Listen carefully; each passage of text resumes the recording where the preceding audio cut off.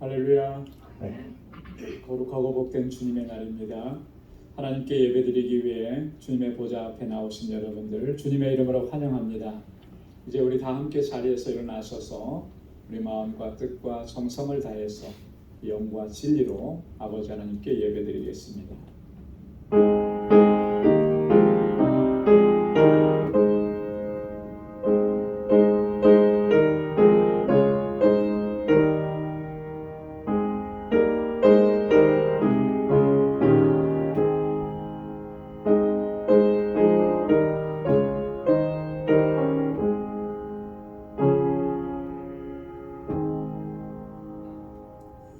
여호와께서는 그 모든 행위에 의로우시며 그 모든 행사에 은혜로우시도다.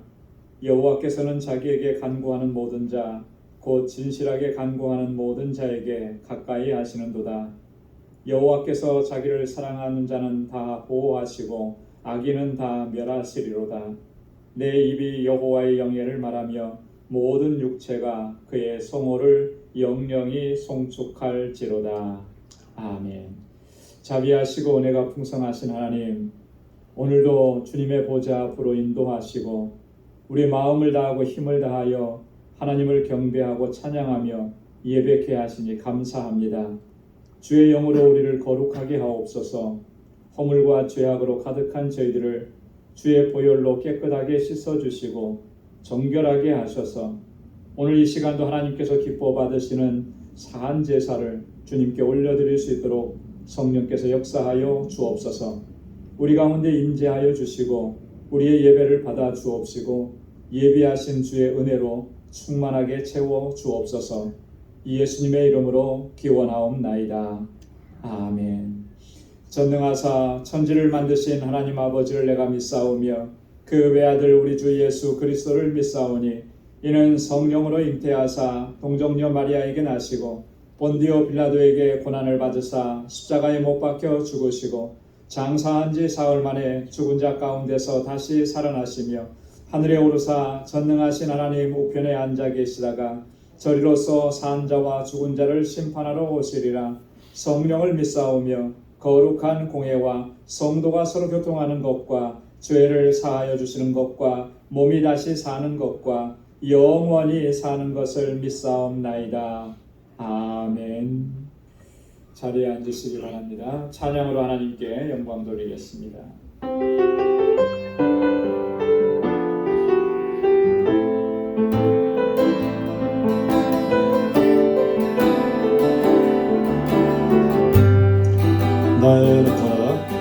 나의 안에 거하라.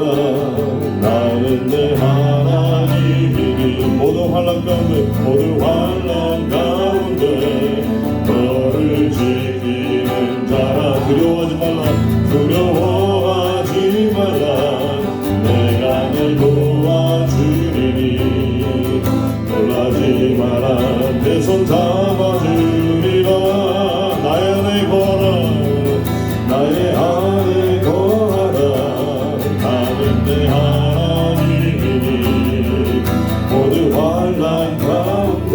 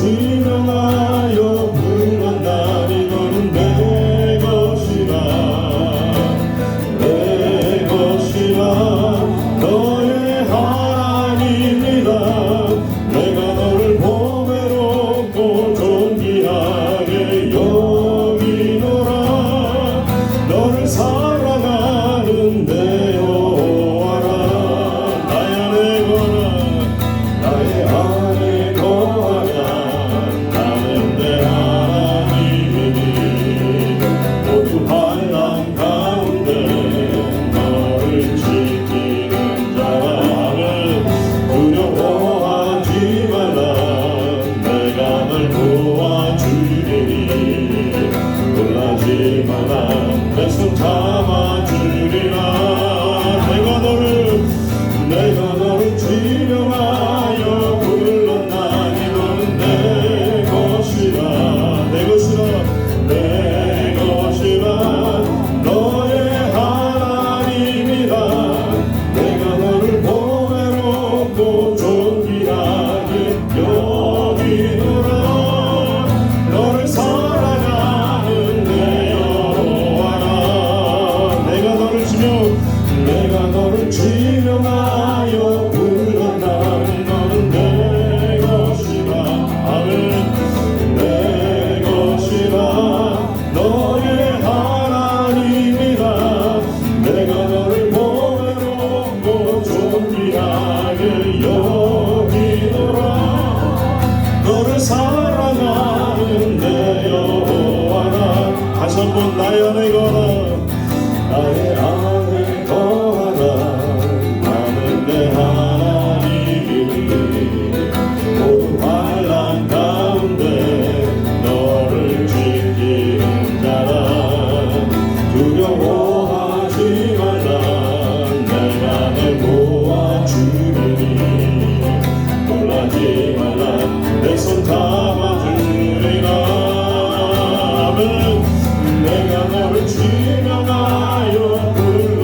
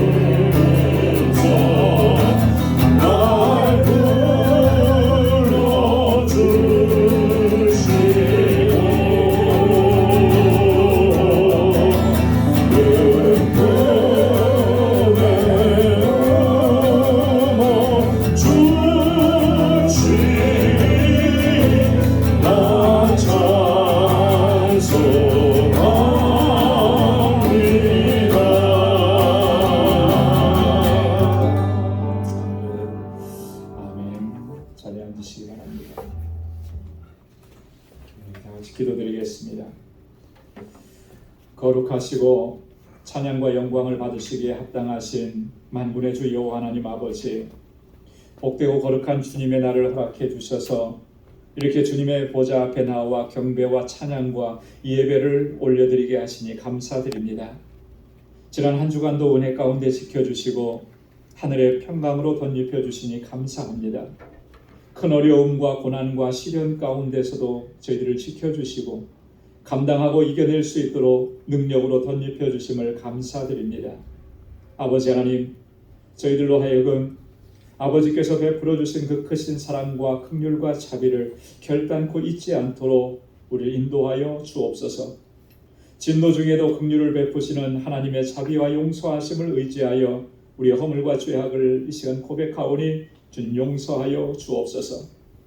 우리로 하여금 다시 거룩하게 하옵시고 우리 안에 정직한 영을 새롭게 하셔서 하나님의 뜻대로 살아갈 수 있도록 인도하여 주옵소서. 자비하신 아버지 하나님, 우리 방주교회를 세우시고 지금까지 인도하시며 크신 은혜를 베풀어 주심을 감사합니다. 믿음과 사랑과 소망의 공동체로 견고하게 세워주시고 영혼 구원의 사명을 잘 감당하는 구원의 방주가 되게 하여 주옵소서. 이 세상을 향하여 진리의 빛을 비추고 구원의 복된 소식을 전하고 우리 주님의 사랑을 나누어주는 믿음의 공동체가 되게 하여 주옵소서. 특별히 기름 부음을 입은 주의 종들과 신실한 믿음의 일꾼들에게 주님 권능과 지혜와 성령의 충만함을 덧입혀 주옵소서. 저희의 수고와 헌신을 통하여 우리의 모든 지체들이 마음과 뜻을 같이 할 수 있게 하시고 진정한 사랑의 공동체로 세워져 가게 인도하여 주옵소서. 거룩하신 아버지 하나님, 이곳에서 자라나는 우리 어린 자녀들과 학생들, 그리고 우리가 청년과 장년들, 정말 하나님을 경외하고 말씀대로 순종하는 귀한 믿음을 저에게 주셔서 이 세대 가운데 귀하게 쓰임받는 일꾼들이 되게 하여 주옵소서. 저들을 위해 수고하고 애쓰는 모든 교사들에게 크신 은혜와 복을 덧입혀 주시고 우리 주일학교와 유스그룹과 EM이 날로 부흥하고 성장케 하여 주옵소서. 사랑의 하나님, 이제 추수의 계절, 감사의 계절을 맞았습니다. 여전히 팬데믹의 영향 가운데 있지만 감당할 수 있게 하시고 또한 이겨내게 하심을 감사합니다. 무화과 나무 잎이 마르고 포도 열매가 없으며 외양간에 송아지가 없을지라도 나는 여호와로 인하여 즐거워하리라고 고백했던 그 하박국 선지자의 고백처럼 오늘 우리도 그렇게 고백할 수 있는 귀한 믿음 허락하여 주옵소서. 자비하신 하나님, 오늘은 911 테러가 발생한 지 21주년이 되는 해입니다. 이렇게 시간이 많이 흘렀지만 여전히 고통과 아픔을 안고 살아가는 이들이 많습니다. 아버지 하나님의 위로와 평강을 저에게 덧입혀 주옵소서. 아직도 여전히 전쟁과 테러가 멈추지 않고 경제적 어려움과 자연재해로 인하여 고통 가운데 있는 이들이 많습니다. 아버지의 손길로 저들을 위로하여 주옵시고 주님의 평강을 허락하여 주옵소서. 자비하신 하나님, 세계 곳곳에서 생명의 복음을 전하는 우리 선교사님들과 그 가정을 지켜주시고 우리 알라메다 방주교회를 견고하게 세워주옵소서. 그 지역의 영혼들을 구원으로 인도하는 진정한 구원의 방주가 되게 하여 주옵소서. 이 사역을 위해서 수고하시는 우리 정득수 선교사님과 함께하는 모든 동역자들에게 크신 능력을 허락해 주시고 우리도 마음을 같이하여 기도하며 함께 동역할 수 있는 은혜 허락하여 주옵소서. 사랑의 하나님, 우리 방주 권속들의 삶을 감찰하여 주옵소서. 우리 연로하신 어르신들과 병환 중에 있는 권속들을 긍휼히 여기시사 치유와 회복의 은혜를 허락해 주시고 영육간에 강건케 하여 주옵소서. 경제적인 어려움과 말할 수 없는 고통 가운데서 신음하는 주의 백성들을 돌아보아 주시고 광야 가운데서도 만나와 메추라기로 먹이시고 반석을 쳐서 물을 내시며 구름 기둥과 불 기둥으로 덮으시고 인도하셨던 그 은혜를 저희에게 허락하여 주옵소서. 저희의 간절한 기도에 응답하여 주시고 아버지의 뜻을 구하며 하늘의 소망을 두며 항상 주님과 동행하는 삶을 살아갈 수 있도록 인도하여 주옵소서. 사랑하는 우리 방주 권속들의 가정과 일터와 사업장에 크신 은혜와 넘치는 복을 허락하여 주옵소서. 거룩하신 아버지 하나님, 오늘 이 시간 마음과 뜻과 정성을 다하여 아버지께 예배하는 우리 모두에게 예비하신 은혜와 평강을 덧입혀 주옵시고 우리의 예배를 기뻐 흠양하여 주옵소서. 거룩하신 예수 그리스도의 이름으로 간절히 기도드리옵나이다. 아멘.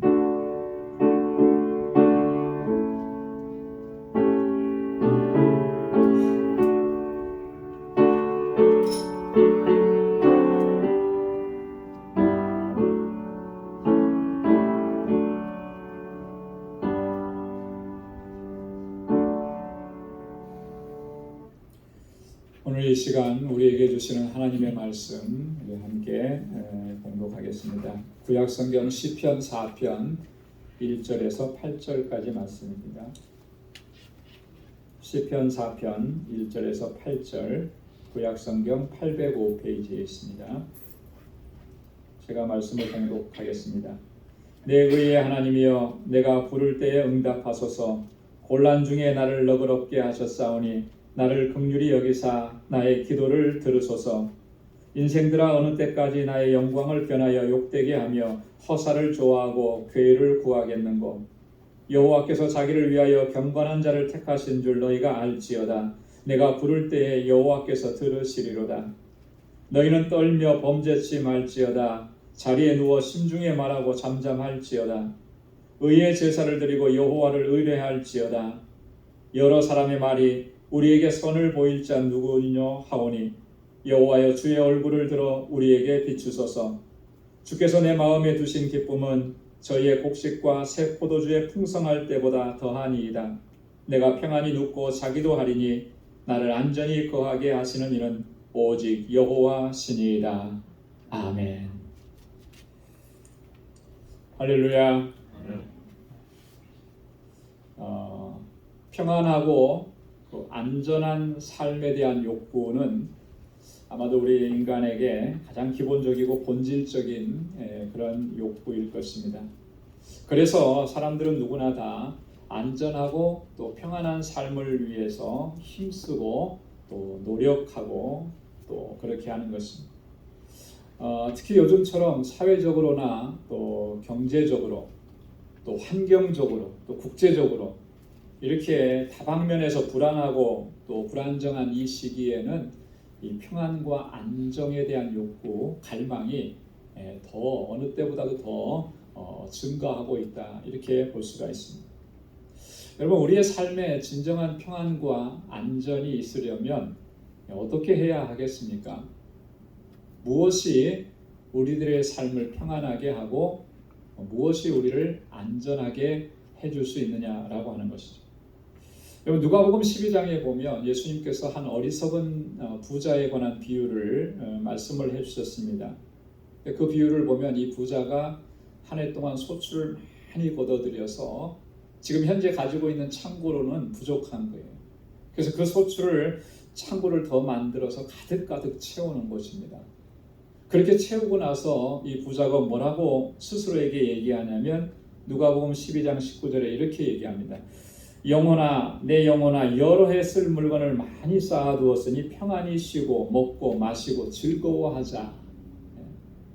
여러 해 동안 걱정 없이 먹을 것을 다 준비해 놨으니 이제는 평안히 쉬자. 먹고 마시고 즐거워하자. 이렇게 얘기하는 것입니다. 여러분 정말로 여러 해 동안 걱정 없이 쓸 것들을 다 준비해 놓으면 정말 평안히 쉴 수 있는가? 즐거워할 수 있는가? 여러분 그렇습니까? 오늘 이 함께 봉독한 본문의 말씀에 보면 다윗이 정말 우리가 그토록 갈망하고 또 소망하는 그 평안이라고 하는 것, 안전이라고 하는 것이 어디로부터 오는지 또 그리고 어떠한 사람에게 그 평안과 안전이 임하는지를 자신의 체험을 통해서 간증하는 형식으로 오늘 우리들에게 증거를 해주고 있습니다. 그렇기 때문에 다윗이 누렸던 그 기쁨, 평안을 오늘 우리가 누리고 싶다면, 누리기를 원한다면 오늘 다윗이 지금 뭐라고 얘기하는지 거기에 우리가 초점을 맞춰야 합니다. 귀를 기울여야 하는 것이죠. 여러분 오늘 본문 말씀 중에 7절과 8절 말씀을 우리 한번 한 목소리로 같이 읽어보도록 하겠습니다. 자, 7절 8절 다 같이요. 시작. 주께서 내 마음에 두신 기쁨은 저희의 곡식과 새 포도주의 풍성할 때보다 더하니이다. 내가 평안히 눕고 자기도 하리니 나를 안전하게 거하시는 이는 오직 여호와시니이다. 아멘. 오늘 이 본문의 말씀을 보면 다윗이 지금 얼마나 기쁘고 지금 자신이 얼마나 평안하고 안전한 상태를 누리고 있는지를 잘 묘사해주고 있습니다. 자신의 상태에 대해서 오늘 두 가지로 얘기합니다. 첫째는 나는 기쁘다라고 하는 거예요. 기쁘다. 얼마만큼 기쁘다라고 했냐면 곡식과 새 포도주의 풍성할 때보다 더 기쁘다. 앞에서 말씀드렸던 어리석은 부자가 그 창고를 가득히 채워놓은 그 소출을 바라보면서 기뻐하는 것보다 더 기쁘다, 이렇게 이야기하는 것입니다. 여러분, 이 풍성한 추수의 기쁨, 이것은요 아마도 우리가 누릴 수 있는 최고의 기쁨 중에 하나일 겁니다. 그렇지 않습니까? 내 통장에 잔고가 가득히 차서 걱정이 없게 됐는데 사실 그것만큼 기쁜 일이 또 어디 있겠어요? 가장 큰 기쁨 중에 하나일 거예요.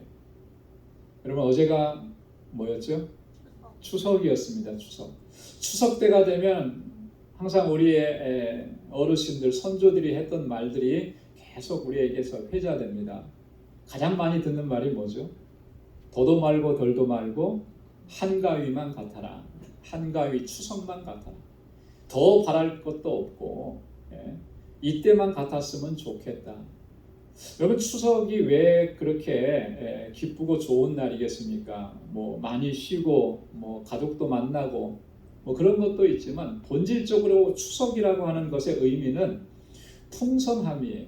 추수, 넘치는 거, 풍성한 소득을 인해서, 소출을 인해서 기뻐하고 즐거워하는 것이죠. 그 기쁨과 즐거움을 가족과 함께 나누는 것입니다.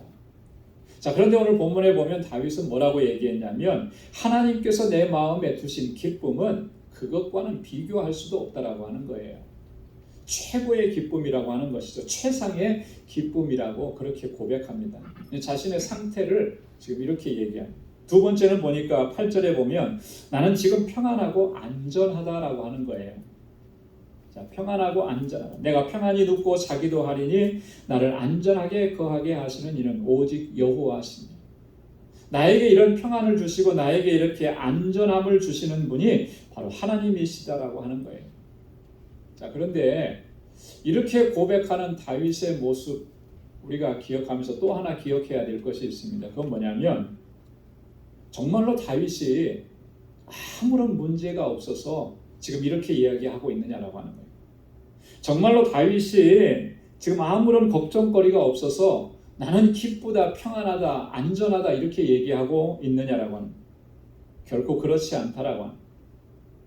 지금 다윗이 이 시편을 쓰고 있는 당시에 다윗이 처한 상황은 너무나 고통스럽고 괴롭고 불안한 상황입니다. 어떻게 보면 다윗의 일생에 있어서 가장 고통스러운 그런 상황일지도 모르겠습니다. 왜냐하면 지금 다윗이 처한 상황은 사랑하는 아들 압살롬이 자신을, 아버지를 반역해서 다윗이 지금 예루살렘 왕궁을 떠나서 피신을 가고 있는 그런 상황이기 때문에 시편 3편의 말씀을 보면 그 3편을 기록할 때 그 저작하는 그 때를 이렇게 기록했습니다. 다윗이 그 아들 압살롬을 피할 때 지은 시. 3편과 마찬가지로 4편도요. 오늘 함께 봉독한 본문의 말씀도 함께 짝을 이루고 있는 거예요. 다윗이 압살롬을 피해서 도망할 때 여러분 그때 심정이 어떻겠습니까? 여러분 자녀들이 말 한마디, 부모님의 말 한마디 거역해도 정말 얼마나 참 마음 아프고, 그죠? 그런 일에도 우리는 또 자녀들을 보면서 배신감도 느끼기도 하고 이러는데 지금 압살롬이 벌인 일은 뭐 그것과는 비교가 안 되는 일이죠. 아버지의 왕위를 탈취한 그런 사건입니다. 아버지를 왕궁에서 몰아낸 사건이에요. 죽이지만 않았지 거의 아버지를 죽음에 이르게 한 그런 상황. 이런 일을 겪으면서 지금 다윗이 오늘 시편 4편에서 이렇게 고백을 하는 겁니다. 하나님께서 내 마음에 두신 기쁨, 하나님은 나를 안전하게 하신다. 평안히 눕고 자게 하신다. 이렇게 고백을 하는 거예요. 여러분, 근데 오늘 이 본문의 말씀에 보면 어떤 사람에게 하나님께서 그런 평안과 기쁨을 주시는지 다윗이 우리에게 분명하게 증거합니다. 오늘 3절부터 5절까지 나타난 다윗의 권고와 또 권면의 말씀을 보면 그 해답을 우리가 찾을 수 있다고 하는 거예요. 그래서 우리가 세 가지를 좀 살펴보려고 합니다. 어떤 사람에게 하나님께서 그런 기쁨을 주시는가? 그런 평안을 주시는가? 첫째는 3절 말씀에 보면 하나님은 경건한 사람에게 그런 참된 기쁨과 평안을 허락해 주신다고 말씀합니다. 여러분 3절 말씀을 한번 같이 한 목소리로 읽어보겠습니다. 다 같이요. 여호와께서 자기를 위하여 경건한 자를 택하신 줄 너희가 알지어다. 내가 부를 때에 여호와께서 들으시리로다. 아멘. 경건한 사람. 여러분 하나님은 항상 경건한 사람을 주목하십니다. 그리고 그가 부르짖을 때 하나님은 귀를 기울여서 들으시고 또 그 부르짖음에 응답해 주시는 거예요. 그렇기 때문에 우리가 우리의 삶을 항상 경건한 삶으로 지향해야 하는 것입니다. 그렇지 않으면 우리가 아무리 하나님 앞에 부르짖고 목이 터져라 외친다 할지라도 하나님은 그러한 사람의 기도에는 귀를 기울이시지 않는 거예요. 그래서 성경을 보면 항상 경건한 사람들이 기도의 응답을 받았고 하나님의 주시는 평안을 누렸고 요한복음 9장에 보면 한 소경이 예수님께 치유함을 받습니다. 실로암가에서 그 눈을 씻어서 깨끗하게 나음을 입어요. 근데 하나님께서는 이 소경의 입을 통해서 이렇게 증거하셨습니다. 이 소경이 뭐라고 얘기하냐면 하나님이 죄인을 듣지 아니하시고 경건하여 그의 뜻대로 행하는 자를 들으시는 줄 우리가 아나이다. 하나님이 어떤 사람을 들으신다고 했습니까? 경건하여서 하나님의 뜻대로 행하는 자, 그 사람을 들으신다 이렇게 얘기합니다. 여러분 이 말씀을 보면 경건이라고 하는 것이 무엇인지를 우리가 알 수가 있죠. 경건이라고 하는 말은 한마디로 얘기하면 하나님의 뜻대로 행하는 것, 그것이 경건의 핵심이라고 하는 거예요. 하나님은 그 사람의 부르짖음을 들으시고 응답해 주시고 그 응답을 통해서 참된 평안과 안전을, 기쁨을 허락해 주시는 거예요. 여러분 우리가 경건에 대해서 이야기할 때 참 많이 어렵게 생각하는 경향이 있는데 여러분 경건하다라고 하는 그 경건은 그렇게 어려운 말은 아닌 거예요. 오늘 이 소경이 말한 것처럼 하나님의 뜻대로 행하는 것이 바로 경건한 삶이라고 하는 것인데요. 여러분 우리 장로교 창시자로 알려져 있는 우리 요한 칼빈은 이 경건에 대해서 이렇게 정의를 내렸습니다. 경건은 하나님에 대한 경외와 하나님께 대한 사랑이 결합된 것을 말하는데 이 사랑은 그 은혜를 깨달아 알므로써 오는 것이다. 여러분 경건이 뭐라고 얘기했습니까? 뭐와 뭐가 결합됐다고 그랬죠? 하나님에 대한 경외와 하나님께 대한 사랑, 두 개가 결합된 거예요. 그러니까 하나님을 경외하는 마음을 갖고 하나님을 사랑하는 마음을 갖는 것, 그 마음으로 살아가는 것이 경건이라고 했습니다. 그런데 그 하나님을 사랑하는 그 마음은 무엇으로부터 온다고 했냐면 하나님의 은혜를 깨달아 알므로써, 하나님이 나를 얼마나 사랑하시고 얼마나 나를 소중하게 여기시고 나를 존중히 여겨주시는지, 하나님의 그 사랑이 얼마나 크고 놀라운지 이것을 바로 깨달을 때에만이 하나님을 사랑할 수 있다라고 하는 거예요. 그래서 하나님을 경외하고 하나님을 사랑하면서 하나님께 감사하고 영광 돌리며 살아가는 것, 그것이 바로 경건이다 이렇게 이야기한 것입니다. 하나님은 이렇게 경건한 사람을 택하시는 거예요. 그리고 그에게 주목하시고 그의 기도를 응답해 주시고 오늘 다윗이 누렸던 그런 참된 기쁨과 안전과 평안을 누리게 하시는 줄로 믿습니다. 그러므로 우리는 항상 우리의 삶을 경건하게 유지해야 하는 경건한 삶을 지향해야 할 줄로 믿습니다. 자, 두 번째로 보면 하나님은 어떤 사람에게 그 기쁨과 평안을 주시냐면 죄를 멀리하고 겸비한 마음으로 행하는 사람에게 참 평안과 기쁨을 주신다 그랬어요. 4절 말씀 우리 한번 같이 읽어보도록 하겠습니다. 다 같이요. 너희는 떨며 범죄치 말지어다. 자리에 누워 심중에 말하고 잠잠할지어다. 아멘. 자, 떨며 어떻게 하지 말라 그랬어요?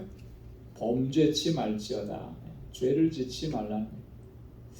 여러분, 이 범죄치 말라라고 하는 이 말씀은 이런 의미입니다. 죄를 대수롭지 않게 여기는 그런 것을 버리라는 거예요. 죄를 여상히 여겨서는 안 된다라고 하는 그런 말씀인 것입니다. 여러분, 이 죄라고 하는 것이 항상 하나님과 우리와의 관계를 가로막는 거예요. 우리가 하나님께 나아갈 수 없도록 만드는 것이 죄입니다. 그래서 죄의 담이 점점 높아지면 높아질수록 우리는 하나님께 가까이 갈 수가 없어요. 하나님 앞에서 용서함을 받고 하나님의 사죄의 은총을 입어야만 하나님께로 가까이 나아갈 수가 있는 것입니다. 이 죄라고 하는 것은 또한 하나님께로부터 오는 좋은 것들을 다 막아버리는 거예요. 그래서 우리가 누리지 못하게 하는 것입니다. 그렇기 때문에 죄를 여상히 여기고 죄를 대수롭지 않게 여기는 것은요, 이건 심각한 문제가 있는 것입니다. 그래서 오늘 다윗은 그렇게 얘기하는 것입니다. 죄를 멀리하라는 거예요. 떨면서 범죄하지 말라는 겁니다. 하나님 앞에 범죄한 것에 대해서 정말 두렵고 떨리는 마음을 가지고 하나님 앞에 회개하고 더 이상 그 죄악 가운데 머물지 말라라고 하는 그런 권고입니다. 그래야만 하나님의 주시는 기쁨과 평안을 누릴 수가 있다라고. 여러분, 시편 119편 11절에 보면 시인이 이렇게 결단합니다. 뭐라고 얘기하냐면 내가 주께 범죄치 아니하려 하여 주의 말씀을 내 마음에 두었나이다. 할렐루야. 내가 주님 앞에 범죄치 아니하려고 결단하는 것입니다. 여러분, 우리가 신앙생활하면서 최소한 이런 결단과 각오는 있어야 하지 않겠습니까? 하나님의 거룩한 백성으로 택하심을 입었는데 죄를 여상하게 여긴다? 하나님의 뜻에 거역된 일들, 하나님의 뜻에 반하는 일들을 아무렇지도 않게 생각한다. 이건 굉장히 심각한 문제인 거예요. 여러분, 오늘 시인이 결단한 것처럼 우리가 그렇게 결단해야 합니다. 내가 주께 범죄치 아니하도록, 내가 주님 앞에 범죄하지 않으려고. 어떻게 했다는 겁니까? 주의 말씀을 내 마음에 두었다 그랬습니다. 여러분, 하나님의 말씀이 내 안에 있어서 그 말씀이 내 안에서 작동을 하면 죄를 가까이 할 수가 없습니다. 왜냐하면 그 말씀이 항상 우리를 깨우치시는 거죠. 내가 잘못된 길로 가고 있을 때 그 말씀이 생각나게 하셔서 나를 바른 길로 돌아오게 하시는 거예요. 이게 하나님의 뜻이 아니라는 것을 알게 하시는 것이죠. 그래서 믿음의 길로 걸어가도록, 말씀에 의지하여서 살아가도록 그렇게 말씀이 우리를 이끌어 주시는 거예요. 그래서 하나님의 말씀이 항상 우리 안에 있습니다. 여러분, 괜히 성경을 읽으라 그러고, 괜히 성경 말씀을 묵상하라 그러고, 괜히 성경 말씀을 외우라고 그렇게 하는 거 아닙니다. 왜 이렇게 힘든 걸 자꾸 시키냐고 여러분, 이렇게 타박할 일이 아니라는 거예요. 왜냐하면 그 말씀은 생명이기 때문에, 나를 살리는 말씀이기 때문에. 오늘 시인이 고백한 것처럼 주님께 범죄하지 않도록, 죄악 가운데 머무르지 않도록 우리를 인도해 주시기 때문에 그렇게 말씀을 마음에 새기라는 거예요. 말씀이 내 마음에 있지 않으면 여러분, 죄악된 것을요, 여상히 여기게 되는 거예요.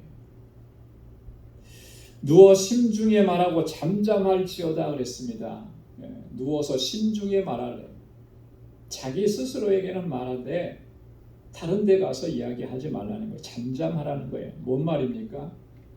자신의 생각과 자신의 행위에 대해서 깊이 반성하고 자신의 삶이 어떠했는지, 혹은 자신이 과시하고 떠들던 그런 모습을 이제는 멈추고 항상 겸손하고 겸비한 마음의 자세를 취하라는 것입니다. 그 겸비함을 항상 갖추라는 거예요. 심중에만 말하라는 거예요. 자기에게.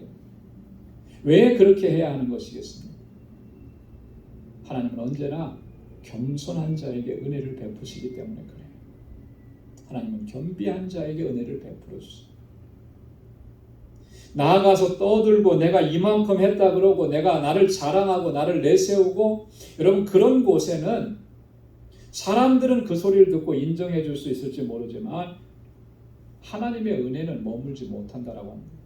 하나님은 그곳에는 은혜를 베푸시지 않기 때문에, 그래서 끊임없이 겸비한 마음을 가질 것을 권고하는 것입니다. 여러분, 하나님께서 미워하시는 죄악들을 여상히 여기고 교만하고 높아진 마음으로 행하는 사람들은 결코 오늘 다윗이 누렸던 그런 기쁨, 평안, 안전, 하나님께서 주시는 것들을 결코 누릴 수가 없는 것입니다. 그렇기 때문에 우리는 죄를 멀리해야 하는, 그리고 항상 겸비함을 견지해야 하는 것입니다. 그리하면 하나님께서 주시는 기쁨과 평안이 저와 여러분들의 삶에도 가득히 넘쳐나게 될 줄로 믿습니다. 세 번째는 보면요, 5절 말씀에 보면 의의 제사를 드리고 여호와를 의뢰하는 사람에게 참된 기쁨과 평안을 허락해 주신다고 말씀하는 거예요. 여러분, 의의 제사라는 것이 뭡니까?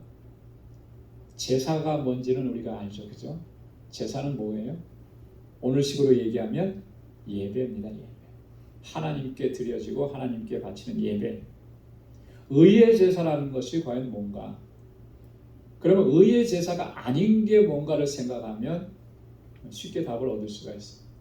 의의 제사가 아닌 것, 반대되는 건 뭐냐면 형식적인 제사라, 이렇게 설명을 할 수가 있습니다. 형식적인 제사. 하나님 앞에 나와서 예배 드린다고 하는데 예배 드리는 우리의 중심과 자세가 형식적인 것이라면 그것은 하나님께서 기뻐 받으시는 예배가 될 수 없다라고 합니다. 예배의 가장 핵심적인 요소가 뭐냐라고 합니다. 요엘 선지자가 그렇게 얘기했습니다. 너희는 옷을 찢지 말고 마음을 찢으라 하겠습니다. 하나님 앞에 나아오는 우리의 중심의 자세는 마음을 찢는 거예요. 마음을 찢는 게 뭡니까? 이것은 회개의 상징이잖아요. 그래서 상징적으로 옷을 찢으면서 회개를 했습니다. 그건 마음을 찢는다는 것을 상징적으로 보여주는 것인데, 그런 옷을 찢으면서 그 행위에 집착하지 말고 진정으로 마음을 찢으라는 거죠. 내가 얼마나 하나님 앞에 죄악된 모습이었는지를 하나님 앞에 처절하게 고백을 하라는 거예요. 그래서 다윗이 시편 51편에서 이렇게 얘기했잖아요. 하나님의 구하시는 제사는 상한 심령이라 하나님이여 상하고 통회하는 마음을 주께서 멸시치 아니하시리이다. 여러분, 하나님 앞에 나와서 하나님께 예배 드릴 때 상한 심령으로 주님 앞에 나오는, 이 상한 심령이라고 하는 것은 나의 죄악과 허물 때문에 견딜 수가 없는 거예요. 육신의 육적인 욕망과 육신의 정욕에 이끌려서 죄악된 삶을 살았던 이 모습 때문에 하나님 앞에 나와서 부르짖는 거예요. 고통스럽고 괴로운 것입니다. 그래서 하나님 앞에 나의 심령을 통회하고 자복하는, 그 심령으로 하나님 앞에 나와서 구원의 은혜, 회복의 은혜를 갈망하면서 주님을 경배하고 찬양하는 것, 그것이 바로 의의 제사라고 하는 것입니다. 여러분, 우리가 하나님을 예배할 때 항상 이런 마음의 자세를 견지해야 할 줄로 믿습니다. 여러분, 하나님께서 우리에게 요구하시는 예배, 하나님께서 기뻐 받으시는 예배는 얼마나 형식을 멋지게 갖추었느냐, 얼마나 다양한 순서를 준비했느냐, 여기에 있지는 않습니다. 정말 우리가 얼마나 상한 심령으로 통회하는 마음으로 하나님의 은혜를 갈망하면서 하나님 앞에 예배 드리느냐, 여기에 있는 거예요. 하나님은 우리의 마음의 중심을 보시는 겁니다. 이렇게 하나님을 예배하는 자들, 하나님께서 그 마음에 참된 평안과 기쁨을 허락해 주시는 줄로 믿습니다. 또한 뭐라고 권고하냐면 하나님 여호와를 온전히 의뢰하는 자, 참된 기쁨과 평안을 허락해 주십니다. 하나님께 온전한 순종으로 나아가고 나의 모든 삶을 하나님께 온전히 의탁하고 맡기는, 그럴 때 하나님의 주시는 평강이, 하나님의 주시는 기쁨이 임하는 것입니다. 여러분, 우리가 다윗이 압살롬을 피해서 왕궁을 벗어나서 기드론 시내를 건너갈 때 다윗의 모습이 어떠했는지를 우리가 한 가지만 보면은 이게 하나님을 의뢰한다는 것이 무엇인가 라고 하는 것을 우리가 이해할 수가 있습니다. 다윗이 이렇게 얘기합니다. 사무엘하 16장 11절로 12절에 보면, 또 아비새와 모든 신복에게 이르되 내 몸에서 난 아들도 내 생명을 해하려 하거든 하물며 이 베냐민 사람이냐. 여호와께서 저에게 명하신 것이니 저로 저주하게 버려두라. 혹시 여호와께서 나의 원통함을 감찰하시리니 오늘날 그 저주 까닭에 손으로 내게 갚아주시리라. 이게 뭐냐면 시므이라는 사람이지. 시므이라는 사람이 다윗이 지금 왕궁에서 쫓겨서 피난 가는 모습을 보면서 온갖 악한 말로 다윗을 저주했습니다. 그러니까 다윗의 신복들이, 군장들이 우리가 가서 당장에 저 사람을 처단하겠다고 그렇게 얘기했어요. 그때 다윗이 그것을 금지시키고 만류합니다. 그러면서 한 말이 이거예요. 여호와께서 저로 하여금 저렇게 나를 저주하는 말을 하라고 했는데 그것을 내가 어떻게 금할 수 있겠느냐. 그냥 둬라. 그러나 나는 분명히 확신하는 게 하나 있다. 혹시 하나님께서 나의 원통함을 감찰하시리니 오늘날 그 저주 까닭에 손으로 내게 갚아주시리라. 여러분, 얼마나 하나님을 철저하게 신뢰하고 의뢰하면 이렇게 이야기할 수가 있겠습니까? 다윗이 지금 철저하게 하나님을 신뢰하는 모습이잖아요. 하나님은 선하신 분이시고 하나님은 나를 긍휼히 여기시는 분이시고, 그러니 하나님께서 이 저주 때문에, 저가 나를 저주한 것 때문에 오히려 나에게 손으로 갚아주실 것이다. 하나님을 신뢰하지 않으면, 하나님께 모든 걸 의탁하지 않으면 이렇게 얘기할 수가 없는 거예요. 여러분, 우리가 세상에 살면서 참 별의별 일들을 다 겪습니다. 그럴 때마다 우리의 마음속에서는 분노가 일어나고 원망이 일어나기도 하고, 저 원수는 꼭 갚아줘야 되겠다라고 하는 그런 분노가 일어날 때가 참 많아요. 여러분, 그런 일을 겪을 때마다 과연 우리는 정말 하나님을 온전히 신뢰하고 주님께 맡기는 그런 믿음으로 나아가지 못했던 우리의 모습을 고백할 수밖에 없습니다. 오늘 다윗을 통해서 우리가 다시 한번 깨닫고 결단하게 되는 것은, 이 모습이 정말 하나님께서 원하시는 모습이구나. 다윗이 그러했기 때문에 하나님의 은혜를 더 풍성하게 경험할 수가 있었고, 오늘 시편에서 고백하고 있는 것처럼 하나님께서 내 마음에 기쁨을 두시고 나를 평안하고 안전하게 지켜주셨다고 그렇게 고백할 수 있었구나. 사랑하는 성도 여러분, 다윗은 이처럼 가장 고통스럽고 절망스러운 상황 가운데에서도 그것 때문에 원망하고 불평하는 그런 모습은 전혀 찾아볼 수가 없습니다. 오히려 나는 참된 기쁨을 누리고 있고 하나님께서 나에게 평안을 주셨고 나를 안전하게 거해지게 하셔서 너무나 감사합니다. 하나님을 찬양합니다. 오늘 다윗이 누렸던 그 기쁨과 평안을 우리 모두도 함께 누릴 수 있기를 소망합니다. 하나님은 경건한 사람에게, 하나님은 죄를 멀리하고 항상 겸비한 마음으로 살아가는 사람에게, 하나님은 항상 의의 제사를 드리고 여호와를 의뢰하는 사람에게 다윗에게 주셨던 그런 평안과 기쁨 허락해 주시는 줄로 믿습니다. 기도하겠습니다. 하나님 아버지, 감사합니다. 오늘 이 아침에도 저희들을 사랑하시사 은혜의 자리로 불러주시고 우리 마음을 다하고 힘을 다하여서 하나님을 경배하고 찬양하고 예배케 하신 감사합니다. 오늘도 귀한 말씀을 통해서 하나님 우리의 영적인 실존을 바로 보게 하시고 우리의 마음의 중심을 하나님께로 향할 수 있도록 도와주시니 감사합니다. 하나님께서 어떠한 사람을 주목하시고 어떠한 사람에게 은혜와 평강과 주님의 주시는 기쁨을 누리게 하시는지 말씀을 통해서 깨닫게 하셨사오니 이제 다윗이 하나님 앞에 섰던 그 모습처럼 오늘 저희들도 항상 그렇게 주님 앞에 설 수 있도록 인도하여 주옵소서. 감사하며 예수님의 이름으로 기도드리옵나이다. 아멘. 찬송 469장 부르시면서 준비하신 예물을 하나님께 드리겠습니다.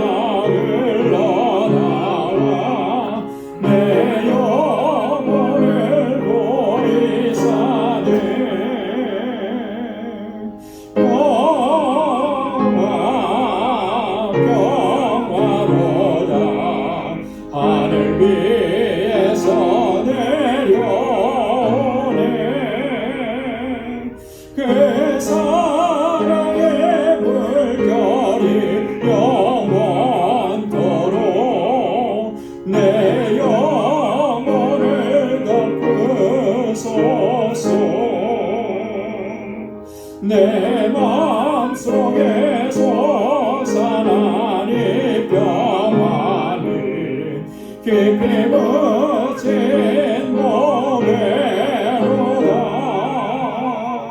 나의 보안을 깨내어 가져갈 자 그는 그냥 안심일세.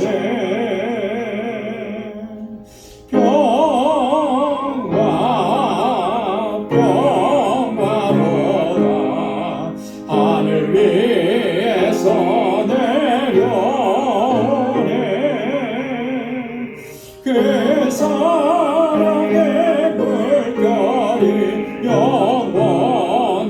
영원토록 내 영혼을 덮으소서. 내 영혼의 평화가 넘쳐나며 주의 축복을 받으리라. 내가 주야로 주님과 함께 있어 내 영혼이 편히 쉬네.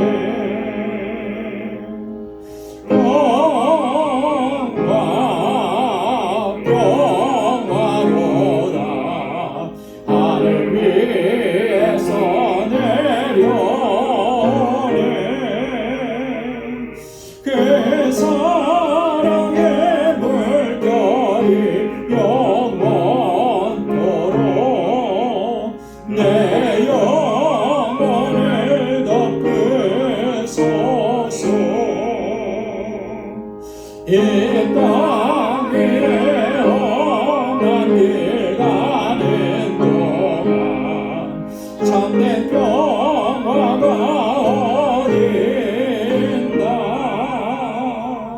우리 모두 다 예수를 친구 삼아 참 평화를 누리겠네.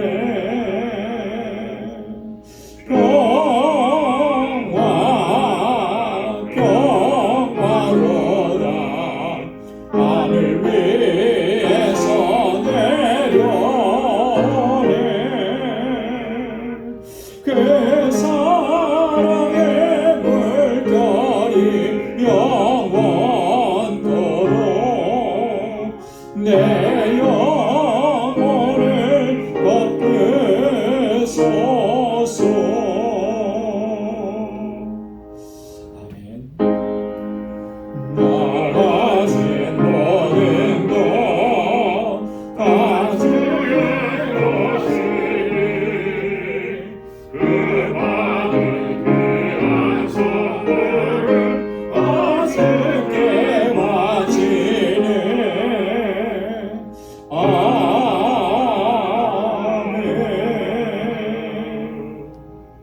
거룩하신 아버지 하나님, 주님 허락해 주신 이날 주님 보좌 앞에서 이렇게 하나님을 경배하고 찬양코 예배하게 하심을 감사합니다.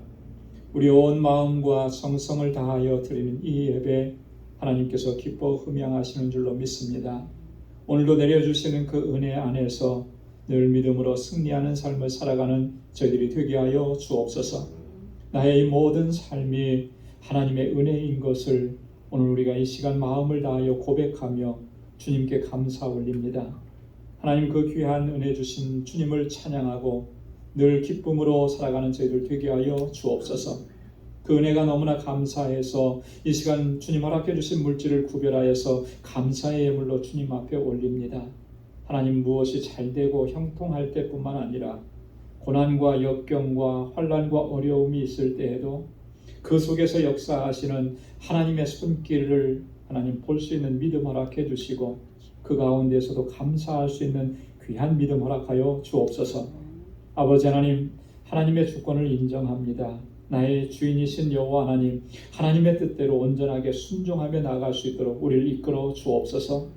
주님 앞에 이렇게 고백하며 11조의 예물을 주님 앞에 올립니다. 하나님의 뜻하신 일대로 온전하게 쓰임받는 하나님의 귀한 종들이 다 되게 하여 주옵소서. 선교의 예물을 구별하여 드립니다.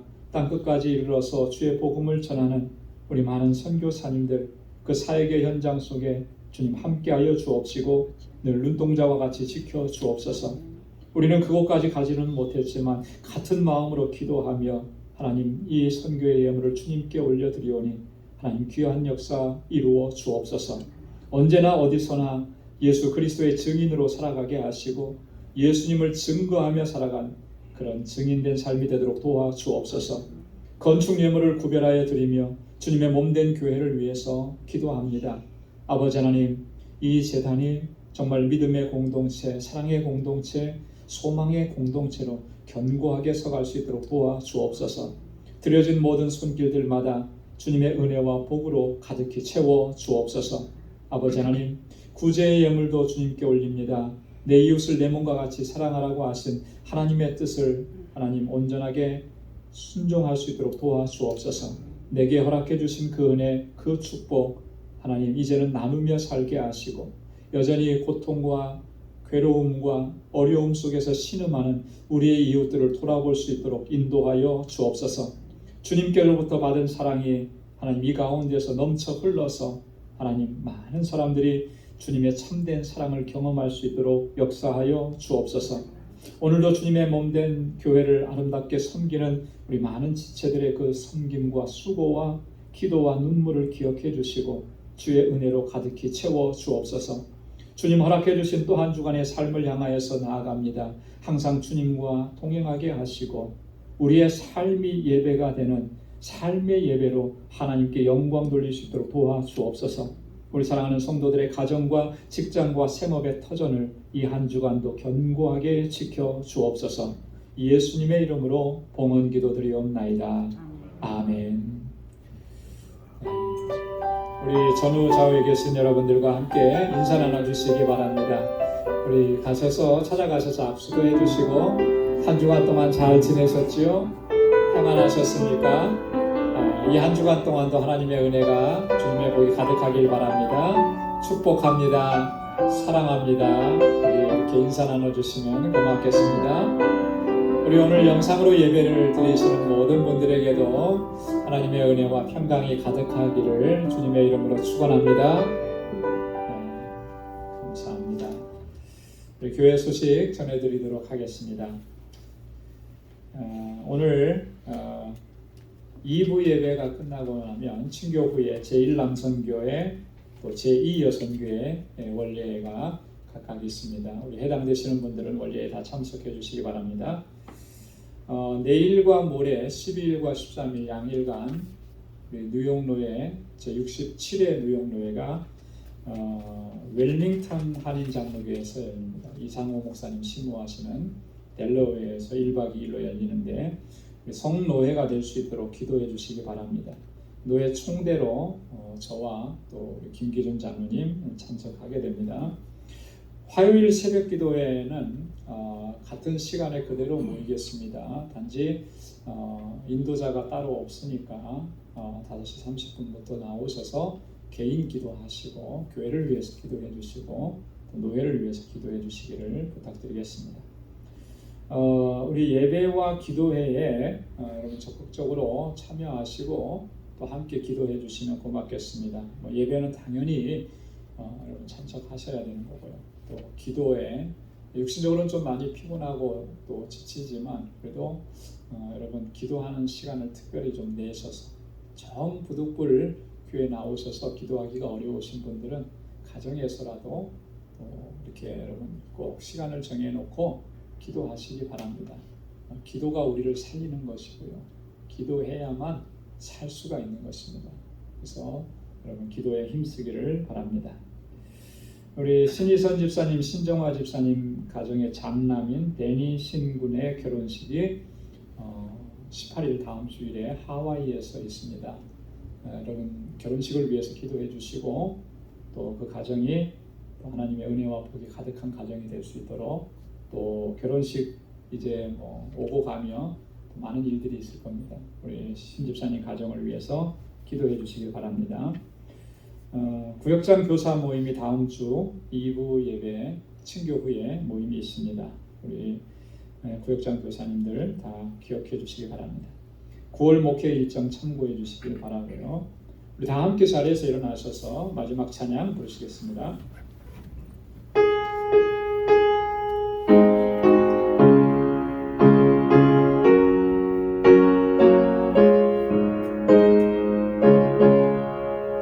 내 평생에 가는 길 순탄하여 내 잔잔한 강 같은지 큰 바로 무섭고 어렵든지 나의 영혼은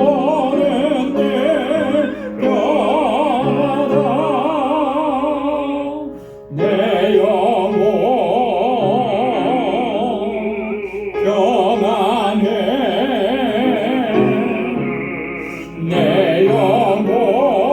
내 영혼 평안해.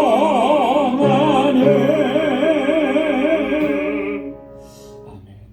이제는 우리 주 예수 그리스도의 무한하신 은혜와 하나님 아버지의 크고 놀라우신 사랑과 성령의 위로 교통 충만하심의 역사가 늘 하나님을 의뢰하고 경건한 삶을 지향하고 하나님의 뜻대로 순종하며 살아가 그리하여 하나님의 기쁨이 되고 주님의 주시는 평안과 기쁨을 누리고 하나님께 영광 돌리는 삶을 살아가기로 결단하는 우리 광주의 모든 믿음의 권속들과 저들의 가정과 직장, 생업의 터전과 학업 위에 이제로부터 영원까지 함께 하시기를 간절히 축원하옵나이다.